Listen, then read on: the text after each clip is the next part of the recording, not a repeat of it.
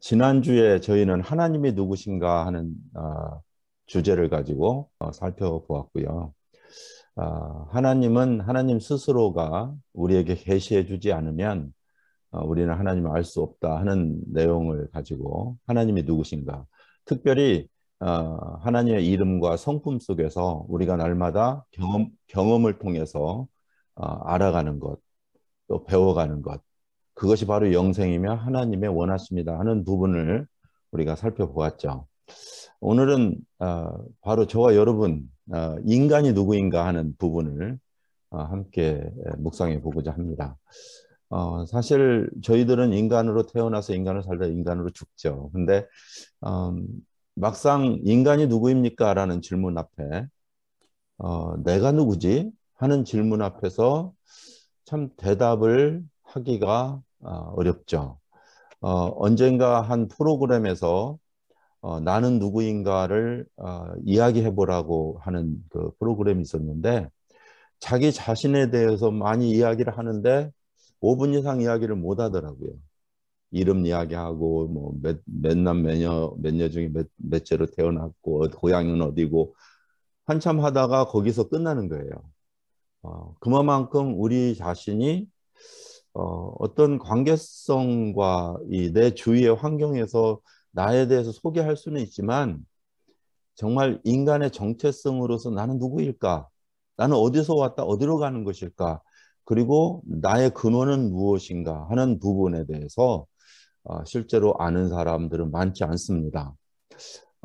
우리가 그 통상 그 학교에 어려서 다니면 늘 듣던 이야기가 뭐냐면 내 자신을 알라. 많이 들어본 거죠. 소크라테스라고 하는 철학자가 그렇게 이야기했어요. 내 자신을 알아라. 근데 그 소크라테스는 그래서 이 헬라 철학자 중에서 아주 유명한 철학자로서 3대 철학자 속에 포함돼요. 그런데 그 3대 철학자 속에 포함된 그 유명한 사람이 된 것이 너 자신을 알라거든요. 그러면 이 철학이라고 하는 이 철학이 인간의 존재에 대해서 연구하고 발표한 이 철학이 과연 인간은 무엇이다라고 설명해 줬느냐는 거죠. 그래서 결국 이 소크라테스는 명확하게 대답을 못 합니다. 그냥 질문만 좋은 질문을 던진 거예요. 그래서 유명한 철학자가 된 거죠. 우리는 이 우리 자신을 알아야 된다고 하는 그 질문은 던질 수 있지만, 그러나 나는 누구인가 하는 것을 안다고 하는 것은 그만큼 중요한데도 불구하고 불가능한 것을 사실은 볼 수 있습니다. 그래서 제가 오늘 또 그 자료를 이렇게 준비했기 때문에 보면서 하나씩 살펴보도록 하겠습니다. 우리 인간은 나는 누구인가 하는 질문을 많이 던집니다. 어, 나는 누구일까요? 어, 그래서 여러 학문들은 나는 누구인가를 사실 연구하고 오늘도 연구하고 있죠. 그래서 그것을 각 학문에 따라서 각각 다르게 이야기합니다. 근데 실제로 끝없는 연구에도 불구하고 우리에게는 혼돈된 정체성만 가져다 주었어요. 우리가 선전 같은 것을 이렇게 보게 되면 수많은 이야기들이 있을 때 어떠한 상품 한 가지만 해도 혼돈스럽잖아요. 하루는 좋다고 그랬다가 좋지 않다고 그랬다가 먹으면은 오래 산다고 그랬다가 생명이 짧아진다고 그러고, 이렇게 이 상품 한 가지만 가지고도 혼돈스러운데 우리 인간의 정체성에 대해서는 사실은 알 수 있는 것은 아닙니다. 그렇다고 한다면 우리는 어디에서 정답을 찾을 수 있을까요? 이것이 이제 문제인데요. 누구한테 가서 물어야 될까 하는 것이 실제로 우리에게는 중요한 부분입니다. 자, 인간에 대해서 가장 잘 아는, 그리고 정답을 가지고 있는 그가 있다면 바로 인간의 창조자입니다. 바로 하나님이시다는 거죠. 그래서 지난주에 우리는 하나님은 세상을 창조하신 분이다 하는 부분을 살펴보았다면, 오늘은 그 창조하신 하나님이 인간을 누구라고 하느냐 하는 부분에 대해서 우리는 또 살펴보아야 합니다. 자, 우리 인간의 가치, 실제로 우리의 기준에서 사람이 얼마만큼 가치가 있을까? 그리고 나라는 존재가 얼마나 이 세상에서 소중한가 하는 가치에 대해서 사실 사람마다 다 다르게 가치를 먹입니다. 특별히 오늘날 그 처음 오래전에 말씀을 들었겠지만 포스트 모던이라고 하는 사회에 살아가는 우리는 인간의 가치를 상당히 소중한 존재로 이렇게 표현합니다. 그래서 당신은 행복할 가치가 있다. 세상에 하나밖에 없는 소중한 사람이다. 하나님이 당신을 사랑한 사람이다. 그러므로 당신은 당신을 사랑해야 된다. 이런 말들을 많이 들었을 것입니다. 특히 오늘날 교회에 가도 교회 메시지가 그랬거든요. 당신은 행복할 가치가 있습니다. 하나님은 당신을 하나밖에 없는 소중한 존재로 당신을 창조하셨습니다. 그렇기 때문에 당신을 사랑하십시오. 뭐 이렇게 흔히 이야기들을 하죠. 정말 그렇습니까? 우리는 정말 그만큼 행복한 가치를 가지고 있었습니까? 그리고 하나님이 하나밖에 없는 소중한 사람으로 창조하셨습니까? 그런데 왜 불행이 우리에게 있죠? 그런데 왜 우리는 항상 행복하지 못한 거죠? 그래서 사람들은 자기가 행복할 거라고 하는 것을 추구하고 쫓아가는데 그것이 바로 돈이며 우상이 되었습니다. 특별히 오늘날의 자본주의는 경제적 가치에 우리를 측정 가치로 이렇게 표현합니다. 그래서 월급을 얼마 받느냐, 그 사람의 그 인컴이 얼마냐, 혹은 어느 정도 집에 사느냐, 어떤 차를 모느냐, 이러한 것들, 그것이 바로 그 사람의 가치를 측정하기도 합니다. 때로는 우리가 나는 안 그래 하다가도 우리 자녀들 교육을 하다 보면 이런 사람이 돼 할 때 보면 항상 어떤 가치를 주나요? 시장 가치 속에서 이 정도 돈을 버는 경제적 안정을 가진 그러한 사람으로 우리 아이들을 양육하고자 하는 마음이 우리들에게 있었던 것을 사실은 볼 수 있는 것이죠. 그 다음에 이제 돈을 어느 정도 벌고 안정된 사람을 향해서 이야기하기를 그 사람은 성공했다라는 단어를 많이 사용하는 것을 우리는 볼 수 있습니다. 자, 그럼 경제적 가치가 과연 우리들에게 주는 인간의 가치인가 하는 것이죠. 그 결과는 허무하게 했고요. 그래서 오늘날만큼 많이 우울증이 있고 정신질환이 있고 또 오늘날만큼 자살률이 높은 시간은 역사적으로 없었던 것을 보여줍니다. 시장적인 가치 속에서 우리 인간이 우리의 육체는 얼마인가 좀 잠깐 한번 보겠습니다.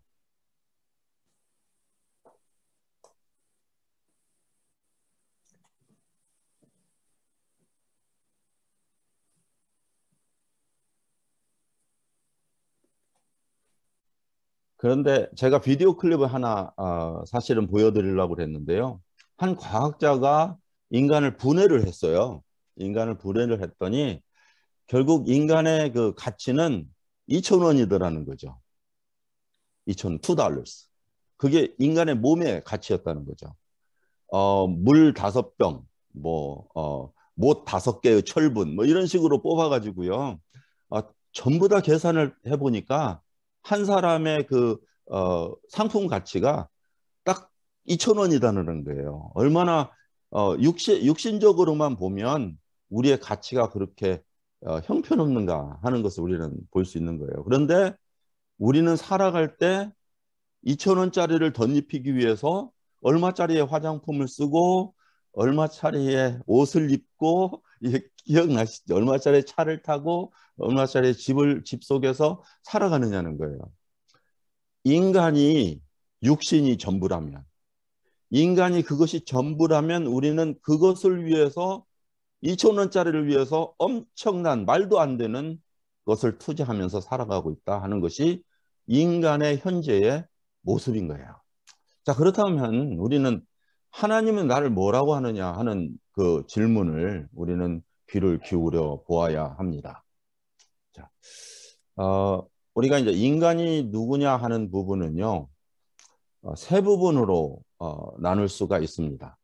나를 창조하신 하나님께서 이 어떻게 창조하셨느냐 하는 부분을 먼저 살펴보아야 되겠고요. 두 번째는 그 창조하신 하나님의 원리 속에서 우리는 과연 현재 우리는 어디에 있느냐 하는 부분입니다. 그래서 인간이 누구냐를 살펴보기 위해서 하나님은 어떻게 우리를 창조했고 무엇 때문에 창조했고 그 왜 존재하는가 하나님과의 관계를 살펴보아야 되고요. 그 후에 인간은 하나님의 계획에서 떠나 타락했다 하는 부분, 하나님의 품을 떠났다, 창조에서 원리에서 벗어났다, 창조의 질서에서 떠났다 하는 부분이 바로 타락에 대한 부분이고요. 그 다음에 그 자체를 우리는 죄라고 부르거든요. 그럼 그 죄란 무엇이냐 하는 것이 사실은 인간이 무엇이냐를 아는데 가장 중요한 부분입니다. 그래서 오늘은 시간이 이렇게 저희들에게 허락되는 대로 창조와 타락과 죄에 대하여 우리는 상고해 보려고 합니다. 먼저 시편을 우리가 좀 함께 이렇게 화면에 떠 있으니까 읽어봤으면 좋겠습니다. 여호와 우리 주여, 주의 이름이 온 땅에 어찌 그리 아름다운지요. 주의 영광이 하늘을 덮었나이다. 주의 대적으로 말미암아 어린아이들과 젖먹이들의 입으로 권능을 세우시며 이는 원수들과 보복자들을 잠잠하게 하려 하심이니이다. 주의 손가락으로 만드신 주의 하늘과 주께서 베푸르신 달과 별을 내가 보오니 사람이 무엇이겠는데 주께서 너를 권고하시며 사람이 무엇이겠는데 나를 사랑하십니까 하는 말이고요. 5절에는 그를 하나님보다 조금 못하게 하시고 영광과 존귀로 관을 씌우셨나이다. 주의 손으로 만드신 것을 다스리게 하시고 만물을 그 발 아래 두셨으니 곧 모든 소와 양과 들짐승이며 공중의 새와 바다의 물고기와 바닷길에 다니는 것이니이다. 여호와 우리 주여, 주의 이름이 온 땅에 어찌 그리 아름다운지요. 시편 기자는요, 하나님께서 인간을 창조하셨던 것이 얼마나 아름다웠는지를 영감을 받아서 하나님을 찬양하고 노래합니다.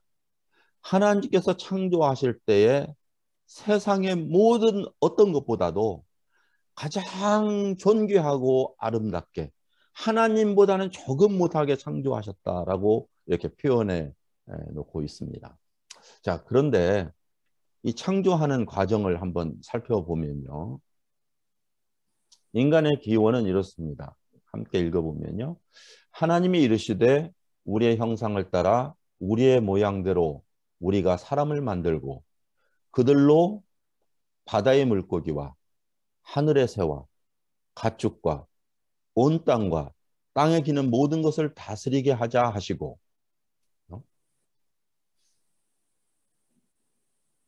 계속해서 하나님이 그들에게 복 주시며 하나님이 그들에게 이르시되 생육하고 번성하여 땅에 충만하라 땅을 정복하라 바다의 물고기와 하늘의 새와 땅에 움직이는 모든 생물을 다스리라 하시니라. 이것이 하나님께서 창조의 사건 속에서 말씀하신 인간의 모습이거든요. 자, 창세기 1장을 열으면요. 하나님께서 선언하십니다. 태초에 하나님이 천지를 창조하셨다. 뭐 여기에 대해서 증명하려고 하지 않으시죠? 선언이죠.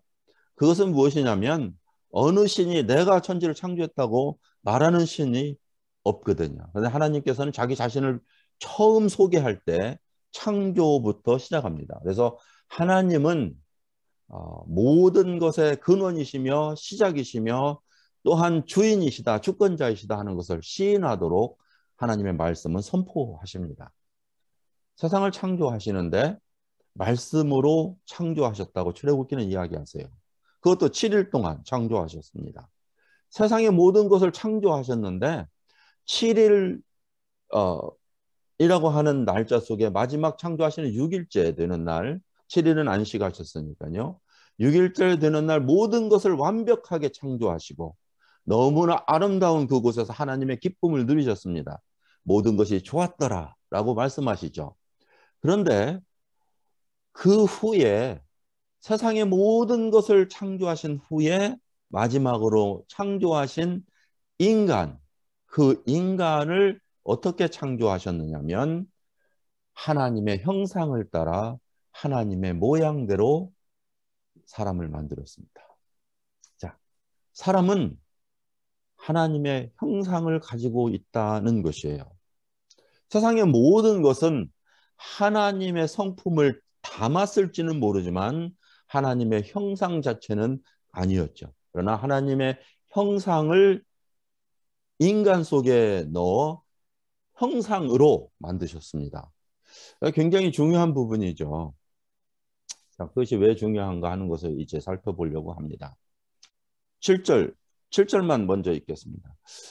사람 여호와 하나님이 땅에 흙으로 사람을 지으시고 생기를 그 코에 불어넣으시니 사람이 생명이 되니라라고 먼저 이야기했습니다. 자, 이 하나님께서 인간을 만드시는데요. 딱 두 가지 재료를 사용하시죠. 하나는 흙이라고 돼 있어요. 근데 흙이라고 하는 것은 우리가 뭐 그, 농사를 짓는 그런 소일, 흙이죠. 근데 실제로 영어나 원어 성경에는 먼지로 되어 있어요. dust라고 표현되어 있죠. 사람을 그 그냥 바람만 불어도 날아가는 그러한 그 먼지와 같은 그러한 것으로 그 형성하셨다. 그래서 실제로 육체라고 하는 것은 먼지와 같다라고 표현되어 있는 거죠. 가치로 보면 얼마나 가치가 있을까요?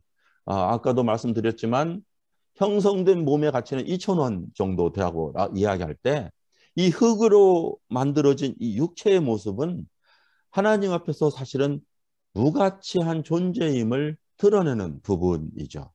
자, 인간은 흙으로만 되어 있다면 시장 가치로도 무가치하지만 그러나 하나님께서 하나님의 형상을 불어넣기 위해서 흙으로 빚으셨다는 거예요. 그러니까 이 흙이라고 하는 것은 하나님의 형상을 담는 크리스트로 만들어진 것이죠. 자, 하나님은 영이십니다. 요한복음 4장에 보면 하나님은 영이십니다. 그래서 영이시기 때문에 보이지 아니하시고 하나님을 눈으로 볼 수 있는 존재는 인간을 포함해서 아무도 없어요. 피조물조차도 그렇습니다.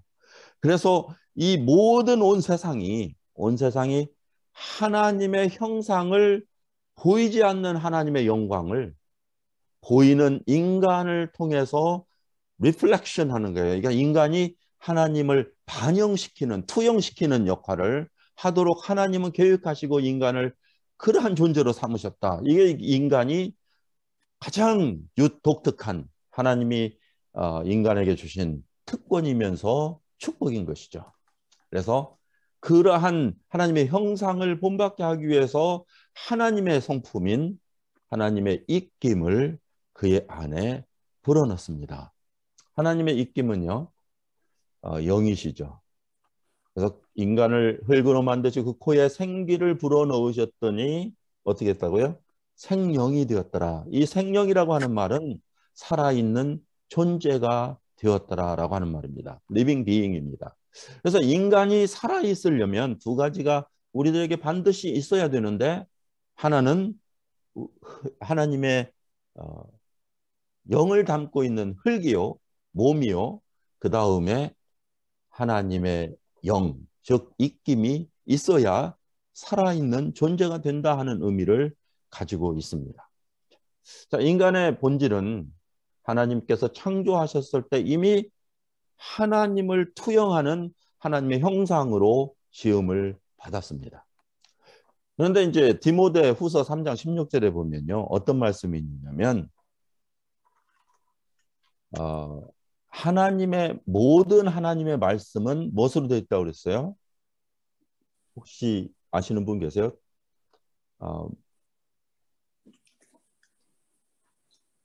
모든 하나님의 말씀은 하나님의 입김으로 되어 있다. 이렇게 되어 있습니다. 그렇죠? 하나님의 영감이라는 단어를 사용하셨는데요. 그 영감이라는 단어 자체가 무슨 말이냐면 입김이다 하는 말입니다. 어, 그 숨을 쉬신다 하는 말이죠. 자, 어, 하나님의 말씀이 어, 하나님의 입김이라고 했던 그 표현한 신약 성경의 말씀은 바로 창조의 근원과 맥락을 같이 합니다.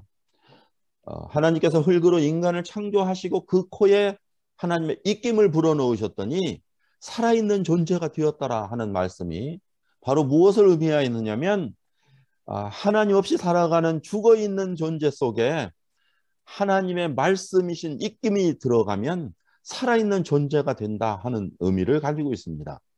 그래서 그 하나님의 말씀을 어려서부터 배웠는데 디모데에게 바울이 말하기를 이는 너로 하여금 구원에 이르는 지혜를 갖게 한다라고 말씀하시죠. 그래서 하나님의 말씀은 살리시는 능력이 있습니다. 어디에서 볼 수 있어요? 에스겔서에도 볼 수 있어요. 에스겔이 환상을 보는데 그 광야에 뭡니까? 그 수많은 뼈들이 늘어져 있었죠. 근데 그곳에 하나님의 입김이 하나님의 말씀이 선포됨으로 말미암아서 그들에게 생명이 들어가는 것을 볼 수 있습니다. 하나님의 그 영은 살리시는 능력이 있습니다.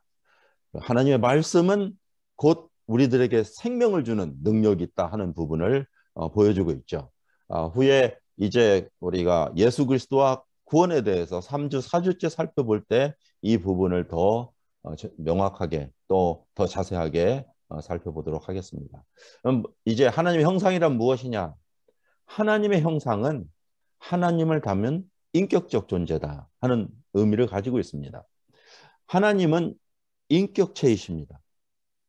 인간이라고 우리는 이야기할 때 사람과 인간이 좀 틀리죠. 사람은 우리를 이야기할 때 사람이라고 이야기하는데요. 그것은 생물학적 이름입니다. 생물학적 이름으로 동물계에서 사람과에 있는 거예요. 인간, 그 사람은. 근데 인간이라고 할 때는 영어로는 the person이라고 할 때는 그 person이라고 하는 단어 속에는 뭐가 들어가냐면요. 지정이라고 하는 인격이 들어가요. 그 지정이라고 하는 인격은 무엇을 의미하냐면 생각하고 느끼고 감정이 있고 결정한다고 하는 의미를 가지고 있습니다.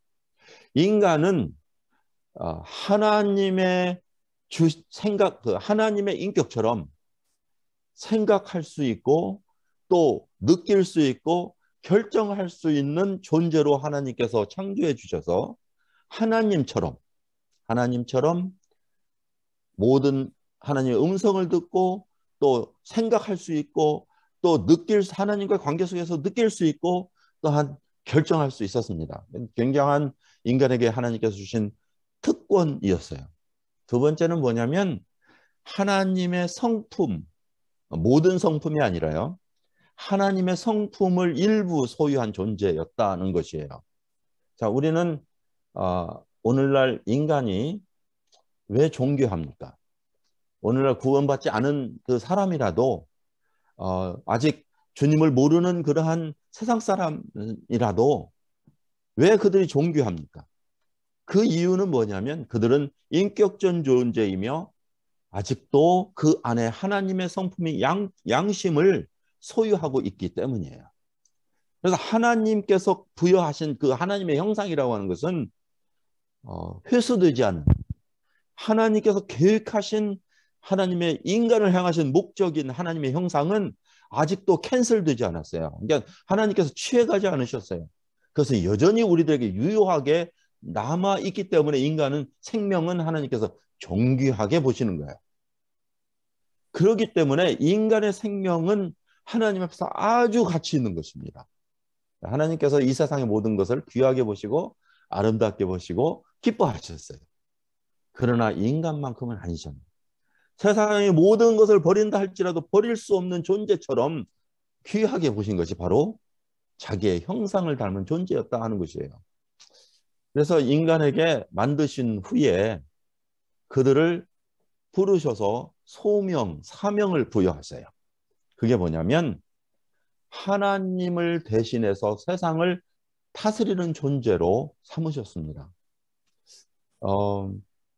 그 1장 26절에 28절에 보면 하나님께서 자기 형상 곧 하나님의 형상대로 사람을 창조하시되 남자와 여자를 창조하시고 하나님이 그들에게 복을 주시며 그들에게 이르시되 소명을 주시면서 말씀하시기를 생육하고 번성하여 땅에 충만하라. 땅을 정복하라. 그리고 바다와 하늘과 땅에 움직이는 모든 생물을 다스려라.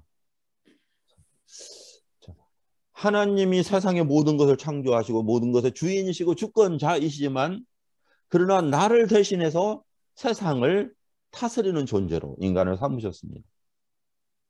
우리는 어떤가요? 구원받았으니까 됐다라고 생각합니다. 그러나 실제로 하나님의 자녀들은 세상을 향한 책임이 부여된 자들이에요. 그것이 바로 모든 하나님께서 인간 창조하실 때 모든 인간을 향한 계획이셨어요. 그래서 하나님의 구원의 계획은 인간에게 그러니까 한계를 정하신 것이 아니라 하나님의 구원은 전 우주의 모든 우주를 하나님이 창조하신 그에게 속한 모든 것을 회복하시는 게 목적이 있어요. 그래서 로마서에 보면 뭐라고 이야기하죠? 피조물조차도 하나님의 자녀들이 나타날 그날을 탄식하며 기다린다라고 표현하고 있는 거예요.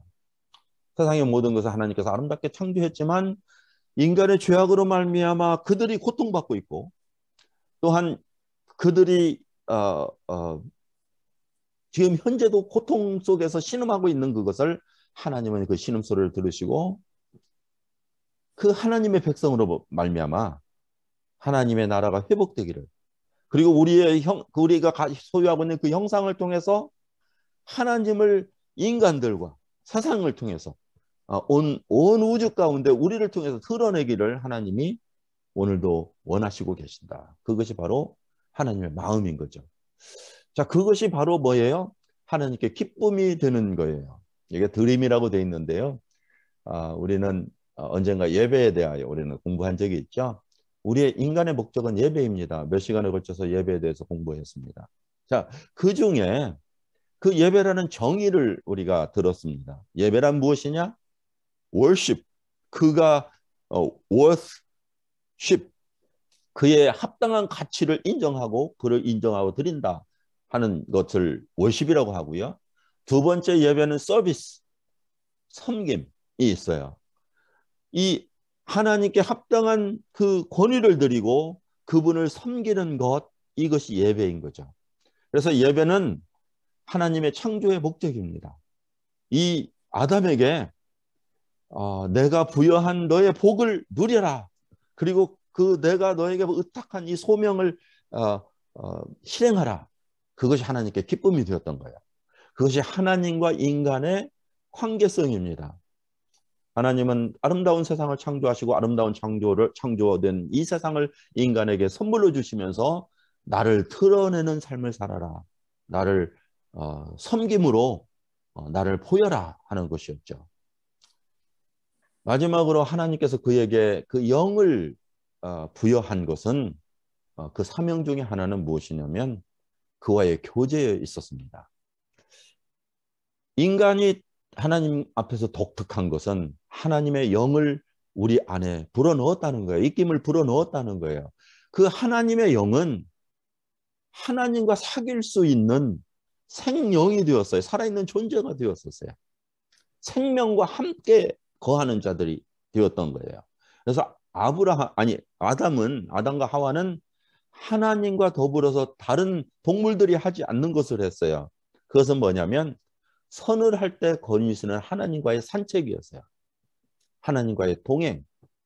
그것이 바로 하나님이 인간을 창조하신 목적이고 하나님께서 우리를 구원하신 목적이에요. 하나님과의 사귐, 동행, 교제. 이것은 경험하지 않은 사람은 모르는 거예요. 오직 하나님의 영이 들어왔을 때만 하나님과의 교제가 이루어져요. 왜냐하면 하나님의 영이 하나님과 교제하기 때문에 그러죠.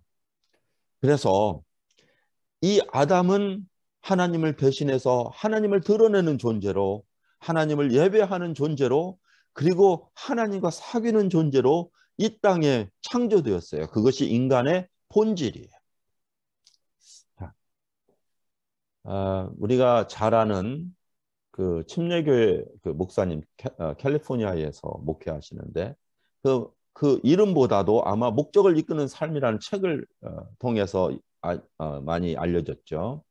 그분이 인간은 어떠한 목적으로 이 세상에 존재하는가 하는 부분을 한 10가지인가 이렇게 40일 동안 묵상하도록 이렇게 만들어 놨는데요. 그중에 대표적인 것을 추려보니까 하나님의 기쁨을 위해서 창조되었다. 하나님의 가족으로 창조되었다. 그리스도를 닮도록, 즉 하나님의 형상으로 창조되었다. 하나님을 섬기도록 예배하도록 창조되었다. 부르신 사명을 위해서 지음을 받았다 등으로 이게 표현했더라고요. 그러니까 참 그러한 것이 창세기에 있는 말씀을 잘 설명해 준 것이라고 볼 수 있는 것이죠. 그래서 인간은 흙으로만 만들어진 것이 아니라 하나님의 입김으로 되었기 때문에 우리는 하나님과 더불어 사귀는 존재로 살아가는 것이 합당하고 그것이 바로 행복이라는 것이죠. 그런데 예수님께서 이 세상에 오셔서 사탄에게 시험 받으실 때 돌로 떡이 되게 하라고 말하니까 예수님께서 신명기에 있는 말씀을 가지고 이렇게 이야기하죠. 사람이 떡으로만 살 것이 아니라 항상 있는 하나님의 말씀으로 아니면 살아있는 하나님의 말씀으로 살 것입니다. 라고 말씀하시죠. 이 말씀은 어떠한 것을 의미하냐면 사람의 생명은 육체에만 있는 것이 아니다. 우리의 영혼을 살리게 하는 것은 바로 하나님의 말씀이다 하는 것을 구분시켜 주고 있는 것이에요. 이 세상에 많은 사람은 떡을 위해서 살아가요. 그래서 수많은 사람이 떡을 위해서 모였고 자기 나라를 회복하시면 하나님께서 자기 왕으로 예수님께서 왕으로 군림하셔서 자기들에게 먹을 것 입을 것을 풍성하게 해줄 거라고 하는 희망으로 예수를 쫓아갔던 거죠. 자, 그것이 사단의 유혹, 요구였고 많은 사람 5천 명, 6천 명 먹으면서 광야에서 이 떡 우리에게 더 주십시오. 내가 주는 떡은 영원히 너에게 주리지 아니하리라. 말씀하시는 그 예수님 앞에서 그 떡 주십시오라고 끊임없이 요구하죠. 근데 예수님 뭐라고 말씀하세요? 사람은 떡으로 사는 것이 아니야. 떡으로만 사는 것이 아니라 하나님의 말씀으로 사는 것이야. 우리의 생명, 인간은요, 육체를 위해서는 떡이 필요하지만 진정한 우리의 자아를 위해서는, 인간의 생명을 위해서는 말씀이 있어야 된다 하는 것을 보여줍니다. 우리는 흙으로 지어졌기 때문에 흙을 위해서 살면 우리의 인생은 낭비한 인생입니다. 그렇기 때문에 나는 무엇을 위해서 살아가느냐 하는 것을 인간이 무엇이냐, 나는 누구냐라는 것을 돌아보아야 될 오늘의 숙제입니다. 전도서에 보면 하나님께서 인간을 창조하실 때 흙으로 만드셨고 그 코에 생기를 불어넣었기 때문에 그 전도자는 솔로몬이라고 알고 있지만 사람이 죽으면 흙은 흙으로 돌아가고 그 영혼은 그 영혼을 주신 하나님께로 올라간다고 표현합니다. 우리 인간에게는 사람이 알든지 모르든지 이 두 가지에 나누어져 있는 모습이 있습니다. 흙만 있는 게 아니죠. 육체만 있는 게 아니죠. 그래서 우리는 오늘 이 시간에 오늘을 살아가는 우리들에게 육체를 위해서 사는 것이 아니라 주님께서 우리에게 허락해 주시는 영을 위해서 살아가는 존재라고 하는 것을 다시 한번 새롭게 하는 것이 필요합니다. 자, 이렇게 창조한 인간이 하나님께서 무엇을 주셨느냐면 인격을 주셨다고 그랬잖아요. 그 인격 속에는 무한한 자유까지 포함되어 있습니다. 그 자유의지는 하나님의 성품 중에 하나거든요. 하나님은 무한한 자유하신 분이십니다. 그리고 그 자유는 하나님께 속한 것이에요. 그래서 하나님께서 인간에게 자유를 허락해 주셨습니다. 근데 인간이 가진 자유는 방종과 구분됩니다. 그 말은 무엇이냐면 인간은 그 한계 안에서 테두리 안에서 누릴 수 있는 거예요. 그것이 바로 진정한 자유입니다. 예수님께서 말씀하시기를 내가 너희에게 자유를 주니 내가 너희에게 자유케 하면 참으로 자유하리라고 말씀하십니다. 그 자유라고 하는 그 자유는 어디 안에 있어요? 예수라고 하는 바운더리, 이 한계 안의 자유입니다. 근데 많은 사람들은 자유하면 어떻게 생각하냐면요. 내가 무엇이든지 선택할 수 있다. 나의 기준으로 바뀌는 거예요. 그래서 아담은 그렇게 생각했습니다. 나의 기준으로 모든 것을 선택할 수 있다라고 생각하게 되는 거예요. 그것은 자유가 아니라 방종이었고 불순종이었습니다. 그것은 어디로부터 시작하느냐면요. 인간이 아닌 사탄으로부터 시작된 것이에요. 자, 사단은 인간이 가진 자유를 알았습니다. 그리고 인간은 하나님의 명령 안에서 살아야 된다는 것 사단도 알고 있었습니다. 그러나 사단은 이미 하나님을 대적한 자였기 때문에 이 창조 세계 안으로 인간이 들어와서 하나님께서 아담에게 명령하신 말씀을 변형시키죠. 창세기 여러분이 잘 아시니까 그냥 이렇게 제가 이야기하는 것처럼 읽으면서 나가겠습니다. 하나님의 인간을 창조하시고 에덴 동산에 두시면서 말씀하시기를 동산에 있는 모든 것은 다 먹을 수 있다. 자유롭게 내가 다 먹을 수 있다. 그러나 선악을 알게 하는 나무 열매는 먹지 말아라. 내가 그것을 먹는 날에는 반드시 죽을 것이다. 이 두 가지를 말씀하시죠. 어떤 분들은 이렇게 이야기합니다. 하나님이 창조하실 때 인간을 완벽하게 만드셨지만 그러나 두 가지 가능성이 있었다. 그렇기 때문에 완벽한 것이 아니다라고 이야기합니다. 자, 하나님께서는 인간에게 두 가지 가능성을 가지고 있다고 하는 것을 보여주고 있습니다. 하나는 무엇이냐면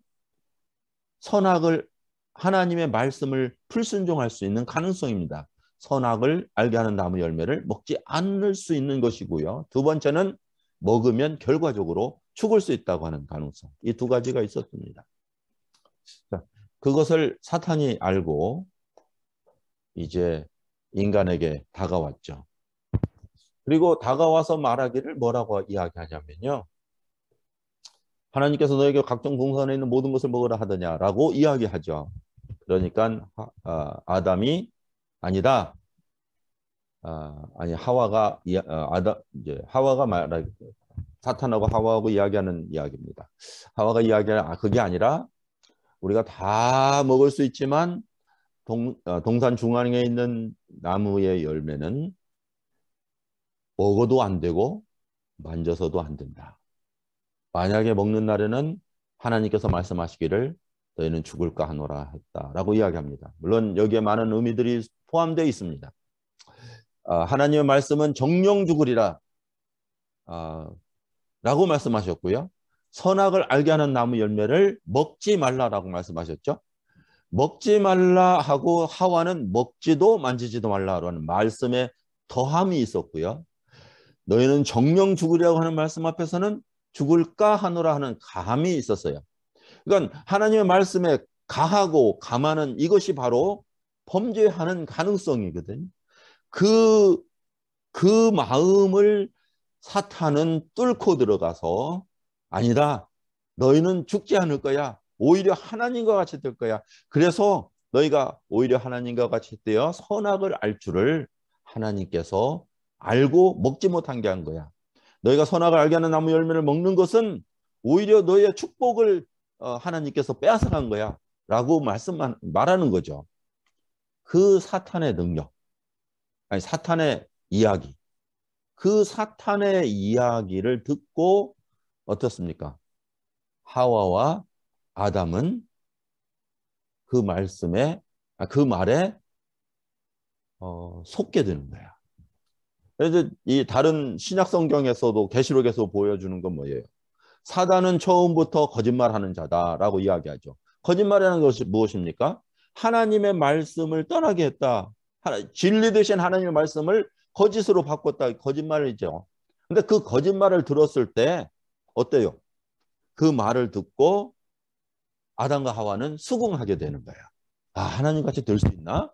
정말 먹음직하고 보암직하고 탐스러운데 정말 그럴까라고 하는 믿음이 생긴 거예요.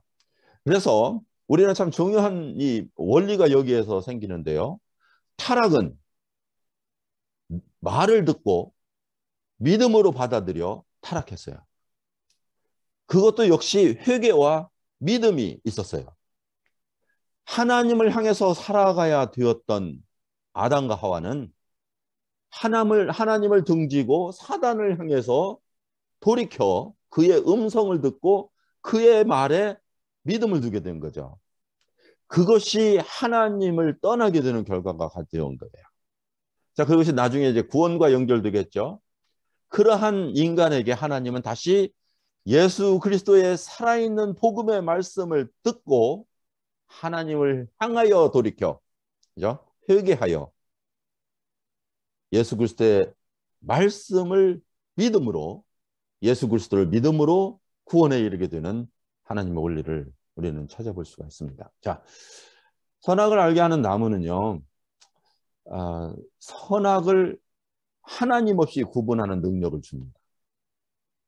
자, 왜냐하면 선악을 알게 하는 나무 열매라고 그랬잖아요.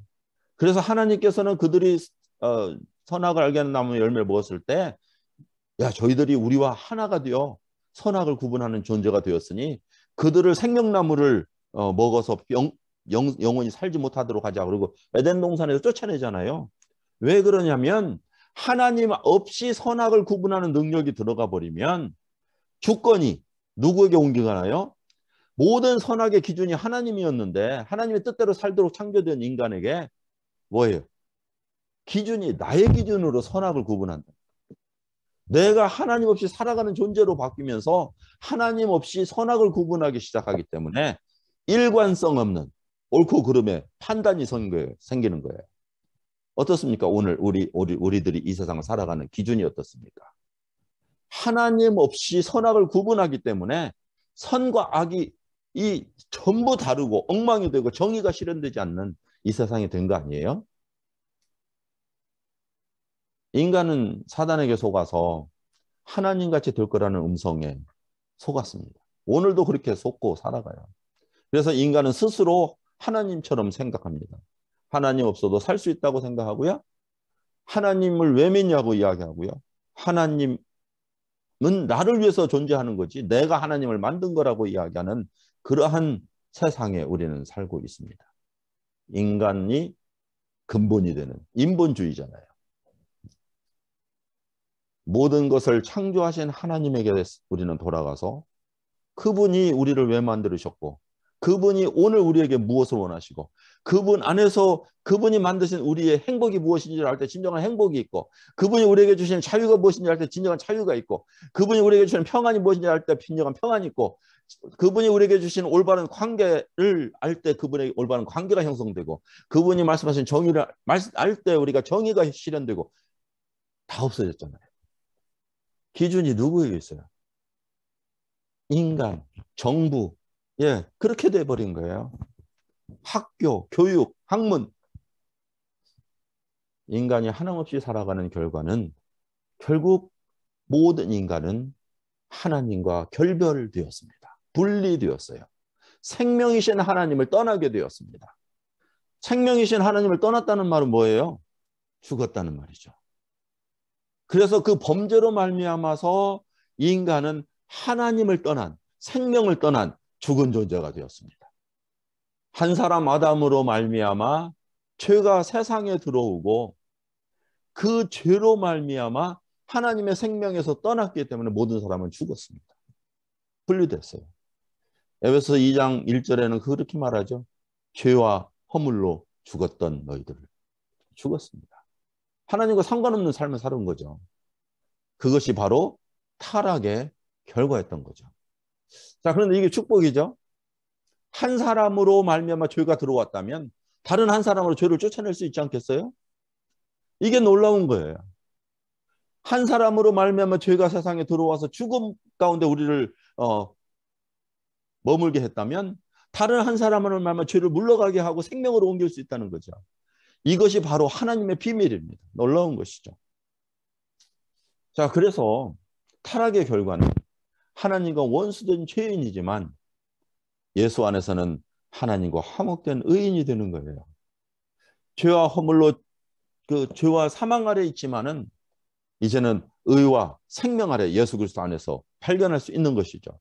저주 아래 있는 자들이 하나님의 축복 아래로 옮겨졌고 영적으로 죽은 자들이 영적 새 생명을 살았고 육신의 죽음과 그 후에 심판이 기다려야 되는데 부활과 소망이 넘치는 자가 되었고 하나님과 관계가 단절되는 그러한 상태에 있었던 자가 관계가 회복되어 하나님의 자녀가 되었고 육신에 속하여 하나님을 알 수 없던 자가 하나님을 알 뿐만 아니라 하나님께 아심받는 놀라운 관계 형성이 이루어지는 예수 안에서 말이에요. 이것이 바로 한 사람 첫째 아담으로 말미암아 우리에게 죄가 들어왔지만 그러나 하나님의 은사는 더욱 우리에게 넘쳐서 예수 그리스도 안에서 누릴 수 있는 축복이 되었다. 이것이 바로 비밀인 것이죠. 우리에게 주시는 선물인 것이죠. 자, 오늘 죄에 대해서 이제 할 수 없을 것 같아서요. 여기에서 마치려고 합니다. 그러나 다음 주에는 그러면 예수는 누구신가? 우리에게 그러한 회복을 주시는 그 예수는 어떠한 분이신가 하는 부분을 우리가 상고해 보도록 하겠습니다. 여기까지 오늘 마치고요.